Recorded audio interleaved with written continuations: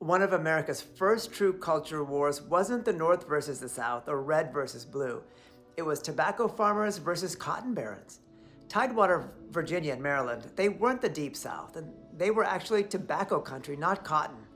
Much of the labor force in tobacco country started as indentured people, white and black, and tens of thousands of freed black families actually lived in Virginia by the late 1600s.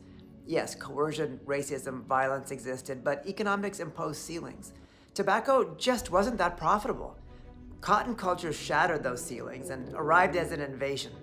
It didn't grow out of the genteel culture of Virginia that created Thomas Jefferson, Washington, Madison, and Monroe. It came from the British Caribbean, especially Barbados, where sugar had already perfected permanent chattel slavery, racial terror, and total extraction. Barbados was small, the land was finite, and by the late 1600s, there was just nowhere left for the next generation to expand. Those rich kids had capital, ambition, and a perfected system, but no frontier. Their frontier was South Carolina, and the crop they chose was cotton. They didn't bring Virginia's labor system down south, they brought Barbados' system up north. And what followed shocked Tidewater elites. Cotton behaved economically like sugar, not tobacco.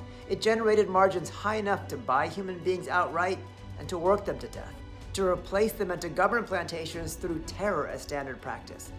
Men like Thomas Jefferson, who actually viewed slavery as a tragic inheritance foisted on the U.S. by Britain and constrained by economics and law, he watched in alarm as cotton planters tore through those constraints. That clash hardened into open hostility. The Deep South didn't just reject Virginians, it despised them. Tobacco planters were seen as soft and conflicted, and by 1861 the break was explicit. At the Confederate Convention, Vice President Alexander Stephens denounced Thomas Jefferson and the Declaration of Independence itself, declaring equality false and racial hierarchy the Confederacy's foundation. This is why secession ignites in Charleston, the purest expression of the Caribbean-descended cotton culture, and not in Thomas Jefferson's Virginia. Virginia is actually the last major southern state to secede, and it does so reluctantly.